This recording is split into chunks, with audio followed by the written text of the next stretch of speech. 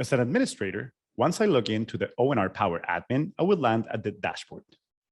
At the dashboard is where I can set up my preferences in terms of what modules or features will be turned on and off for my community.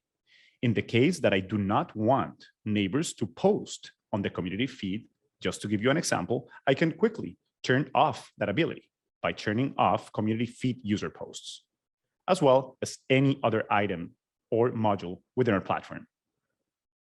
In this case, and for this demonstration, this community allows for unit owners to post on the community feed. So here we can see that one of the board members posted a video on how to participate. Somebody else found some car keys, and someone else may be looking for a babysitter. Going down the list, I see that I have 3 new incidents that have been reported by my staff. I have 6 new service requests. These are requests that are submitted by owners and residents. And I have 2 active items for participation. These could be votes, surveys, or ratings, as well as 14 open tasks. These are tasks that, as the manager, I have assigned to my staff and are yet to be completed. I also have quick access to my calendar and the ability to create a new event, as well as KPIs showing me how many users have been added to the platform, how many of them are unit owners, how many are residents, and how many of them have completed the setup process, meaning that they have set up their password and have logged into the platform either through the web or app during the last 30 days at least once. I also have a glance at recent transactions, as well as any ongoing participation items we have, such as a vote, survey, or rating. In this case, I see that we have this vote that was published, 110 units opted in, 50 have voted, and we have 60 that need to participate. That means that we have a 45% participation so far. So I'll double click to view.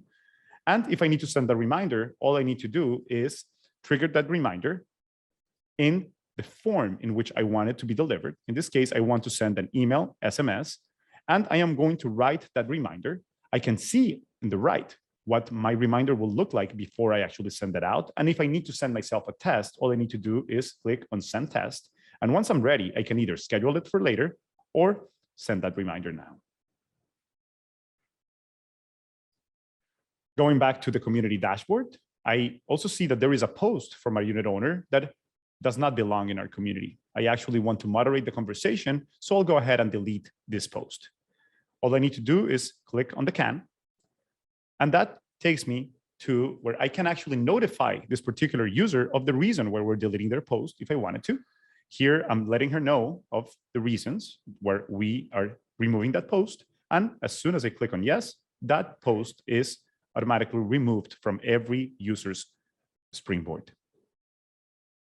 We, as you know, have actually another item for voting that is going on. So we actually will go ahead and publish it right from the feed. So I'll click on engage with your community, and I'll start to create my post. So this is just a reminder for the board of directors election.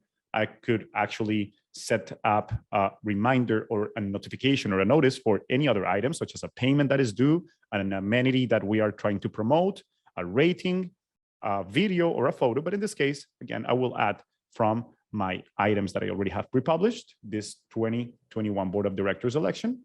And as soon as I start to populate it, I can decide if I want that post to appear chronologically by impression or by interaction. Once I have submitted my post and or scheduled it for later, it will appear in every unit owners and residents community feed, again, via web and app. In this case, I also want to go ahead and look at my community roster. So I'll go to community and users. And here I have my entire community directory where I can also see the status for each resident and owner. So for instance, I see that Clark is assigned to 3 units. I see the contact information, and I also see the status where this tells me he has enabled e-communications. He has opted in to vote online. He has an animal living in that unit. He has downloaded the mobile app, and he has the wallet registered for digital payments within the platform. I see that Adam here may have a credit card or payment information that is out of date, as well as Marta, who seems to have a vaccine record for one of the animals that lives in her unit out of date.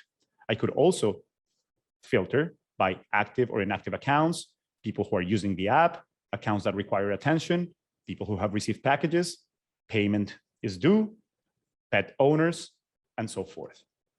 I can also change the view of these cards to be able to look at larger cards and view larger contact information. In this example, I am going to send a notification to Clark Lowe's. And in this notification, I'm going to send it via email and SMS to let them know that we have received his new key fob. And I can go ahead and, again, either schedule this for later or send it now. And before I do, I can actually see what my notification will look like before I actually send it. I can also send myself a test to ensure that my message will be delivered as I desire. And once I click on send, the message has been sent. I am going to go ahead and click on the view user to see the user log for this particular unit owner. And on the user log, I see the notification that was just sent out. I see that he voted, so a reminder was successful. I see that he reported an incident about loud music. I see that there was a vaccine records incident to be updated. And I also see that we have a service request where he reported dirty elevators. If I needed to add a new event, I can easily do so by clicking on Add User Event. I also have the ability to see the units that he is tied to and who is living within those units. So I see that 501, he is occupying that unit along with Diane Lowe's, as well as Jane Lowe's and Camille Lowe's. I also see that 925, he is tagged as the unit owner. However, Adam Perry is tagged as the resident for that unit, as well as Penthouse 1, where I see that he co-owns this unit with John Werner, but the occupants, the tenants, are Marta and Robert Williams. Moving to the right, I can see what payments he has made, and I can actually generate a charge in case I needed to.